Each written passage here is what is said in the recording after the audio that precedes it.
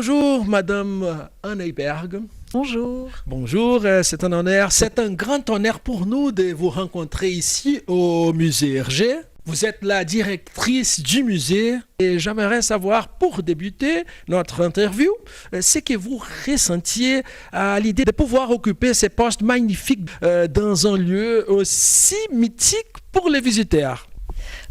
Vous êtes très gentil, mais avant tout, ce poste, c'est une mission, c'est porter le musée vers le public, faire la promotion, faire connaître ce musée, ou le faire reconnaître par le public, et faire connaître évidemment l'œuvre d'Hergé dans sa globalité, parce que c'est ça qu'on présente ici, c'est pas seulement Tintin qui est là derrière nous, mais c'est toute l'œuvre d'Hergé, aussi bien Tintin que tous les autres personnages qu'il a créé et aussi son travail dans la publicité, le graphisme, l'illustration. Donc c'est vraiment un musée très global sur Hergé. Et c'est une sacrée mission. Oui, qui prend beaucoup de temps. Il faut faire vivre ce musée, créer des animations, faire venir bien sûr le public. Et donc notamment tous les premiers dimanches du mois, le musée est gratuit. Et ces journées-là, on essaie vraiment de chaque fois ajouter une animation. Parfois c'est des musiciens, des chanteurs, un magicien. On a vraiment créé depuis quelque temps de plus en plus d'animations pour que le public vienne au musée. Et que pensez-vous qu'Hergé aurait pu dire lui-même s'il avait eu la possibilité de connaître ce lieu entièrement consacré à son œuvre et à lui-même? Eh bien, je pense qu'il aurait surtout été extrêmement étonné parce qu'il était très humble et pour lui, l'essentiel de son œuvre, ce n'était pas ses propres dessins, ses originaux, qu'il considérait comme un travail préparatoire. Ce qu'il considérait comme essentiel, c'était l'objet, l'album, une fois qu'il était imprimé. Ça, c'était vraiment ce qui lui donnait le plus de satisfaction de son travail accompli. C'était l'album. Donc je pense qu'il serait vraiment très étonné à la fois du musée, du concept, un musée consacré à son travail. Je pense que vraiment, il n'aurait jamais espéré ça de son vivant. Et aussi très étonné qu'on expose ses dessins originaux, puisqu'ici, tout le contenu du musée, il y a des objets, il y a des photos, il y a la documentation d'Hergé, mais l'essentiel, vraiment le cœur du musée, ce sont les dessins originaux d'Hergé. Oui, bien sûr. Et vous avez, je crois, 8 salles qui racontent la brillante carrière et la vie d'Hergé. Comment toutes ces archives-là, évidemment incroyables, sont agencées dans ces différents lieux?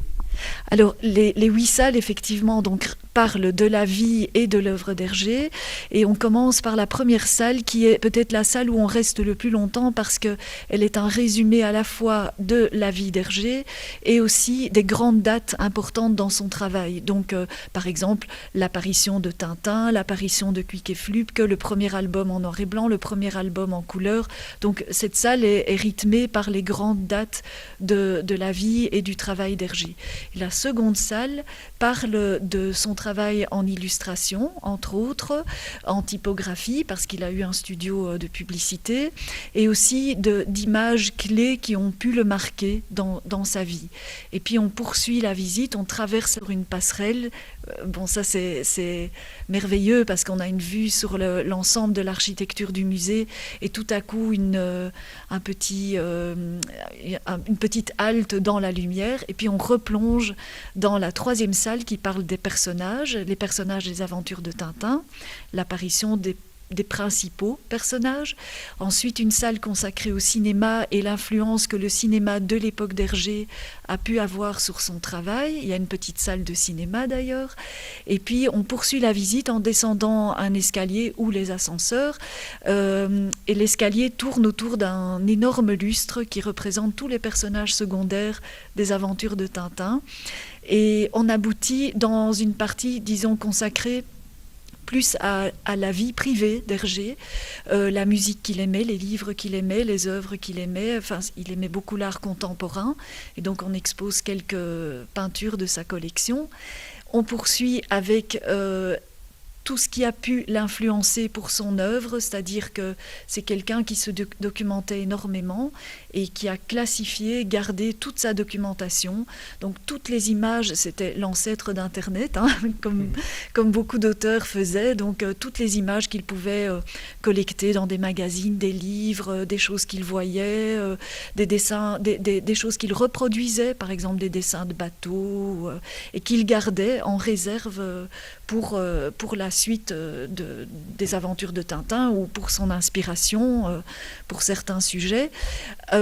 Après cette salle-là, il y a la salle des inventions, qui est plus consacrée évidemment au professeur Tournesol, et toutes ces inventions, comme le supercolor Trifonard, entre autres, le requin, le requin sous-marin, et bien entendu la fusée, très important. Et alors on poursuit, on repasse sur la dernière des passerelles, et on aboutit dans la salle consacrée au studio Hergé, c'est-à-dire toute l'époque à partir de laquelle il a créé un studio, il s'est entouré de collaborateurs, c'est l'époque de Objectif Lune, où il a vu l'ampleur du projet, il s'est rendu compte qu'il avait besoin d'une équipe autour de lui, parce que seul, il n'aurait pas pu accomplir un projet aussi vaste et énorme. Donc c'est Objectif Lune, et on a marché sur la Lune. Et donc là, dans cette salle, sont présentés tous les collaborateurs d'Hergé, les coloristes, comme d'ailleurs, c'est ainsi qu'il a rencontré sa seconde épouse, Fanny Rodwell, qui a créé d'ailleurs ce musée. C'est elle qui a eu ce rêve, après le décès de son époux, d'un jour créer un musée consacré à l'œuvre d'Hergé. Et on termine par la dernière salle qui est consacrée à la gloire d'Hergé. Donc, qu'ont-ils dit de lui? Donc, qu'est-ce que des grands hommes ou femmes de l'histoire ont dit d'Hergé, des grands artistes comme Warhol, quelles ont été leurs éventuelles relations avec lui, comme le philosophe Michel Serres, enfin voilà.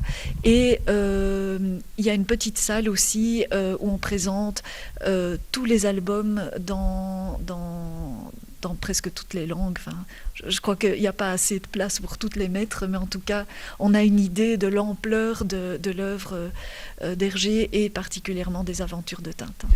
Merci. Et après tout cela, après tous ces voyages, on se trouve justement ici, dans ces superbes magasins. Oui, effectivement, ça c'est la librairie du musée, donc où on peut trouver des objets de merchandising qui sont réalisés et édités par la société Moulinsart. Et donc ici, vous trouvez des objets, mais aussi des livres, de la papeterie, des cartes postales, des jeux pour les enfants, des peluches. Enfin, on a la chance d'avoir un éditeur qui peut vraiment travailler à partir du contenu, si je prends rien que les albums de Tintin, donc on prend un visuel Tintin en 2 dimensions, et Moulinsart a la possibilité de réaliser ce visuel en 3 dimensions, comme celui d'ailleurs qui est juste derrière nous, et on ne redessine jamais rien de l'œuvre d'Hergé. Donc tout ce que vous trouvez ici est toujours extrait du travail d'Hergé, jamais arrangé, redessiné, on ne change jamais les couleurs, on part toujours de l'œuvre originale. Bien sûr. Et pouvez nous parler de l'architecture de ces buildings dans lesquels nous nous trouvons actuellement et de son architecte, Christian de Portzamparc. Il a aussi réalisé une œuvre très connue au Brésil, le building où se trouve la Cité des Arts à Barra da Tijuca. Est-ce que vous pouvez nous parler de ce monsieur-là? Mais je peux vous en parler particulièrement par rapport au musée Hergé.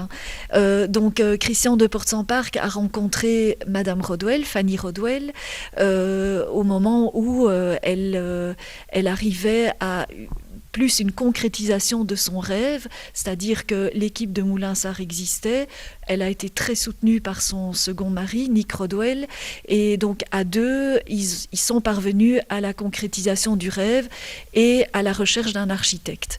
Ils en ont rencontré plusieurs, et c'est Christian de Portzamparc qui a retenu leur attention parce qu'il leur a parlé non seulement du bâtiment, mais surtout et aussi du travail d'Hergé et de la correspondance à instaurer entre le travail d'Hergé et le contenant, donc le bâtiment dans lequel ce travail allait être présenté. Et donc, effectivement, on peut dire que c'est une réussite et qu'il y a véritablement un dialogue entre le travail de deux hommes qui ne se sont jamais connus, puisque Hergé est décédé en 1983, mais on dirait qu'il y a eu une rencontre. Il y a en tout cas une rencontre entre une architecture tout à fait contemporaine de Christian de Port-Saint-Parc et le travail d'Hergé, toute l'œuvre d'Hergé depuis ses débuts. Et merci. Et quel est l'objet plus rare concernant Hergé que l'on peut découvrir dans ces musées? Alors, il y en a beaucoup, mais peut-être que j'en retiendrai un.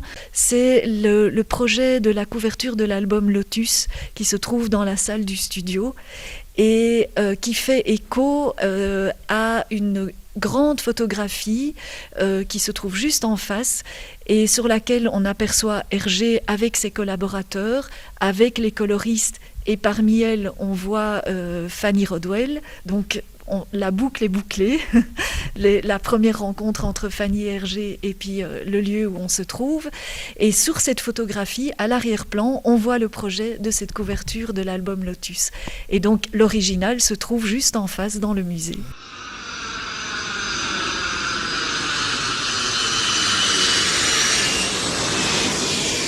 Madame Heiberg, est-ce que vous pouvez nous dire les coordonnées de votre site internet? Oui, bien sûr, toutes les infos concernant le musée Hergé se trouvent sur notre site www.museehergé sans accent tout en attaché en petites lettres.com. Donc www.museehergé.com. Donc, Madame Heiberg, c'est fantastique, c'est superbe. Hein? C'est un honneur pour nous d'être reçus ici. Oui. Merci de nous avoir accordé cette interview. Et je vous invite à inviter les Brésiliens à visiter votre musée. Comment on peut accéder aux musées directement de Bruxelles? Alors effectivement, pour accéder au musée en transport en commun, il faut arriver à la gare de Bruxelles-Midi, qui est dans le sud de Bruxelles, prendre un train et il y a certains trains qui sont directs, qui arrivent directement ici à Louvain-la-Neuve. D'autres, il faut changer, mais ça, on a tous les renseignements quand on va sur le site de la compagnie des chemins de fer belges. Et le musée est à 3 minutes à pied de la gare, donc ça, c'est absolument facile et extraordinaire pour nous. Et cette ville ici, la ville de Louvain-la-Neuve, est une cité piétonne. Donc c'est une cité universitaire, mais il y a évidemment des habitants aussi. C'est une cité qui a une histoire particulière, mais ça, ce sera peut-être l'objet d'un autre reportage. Et donc elle a une histoire particulière et surtout, on peut s'y promener à pied, à vélo. Voilà. Donc ça, c'est une ville extrêmement paisible, charmante. Et à 10 minutes d'ici, à pied aussi, il y a un autre musée, donc le musée universitaire. Donc il y a moyen de passer toute une journée dans cette ville. Oui, merci encore une fois de nous accorder cette interview. Merci. Je vous en prie avec grand plaisir.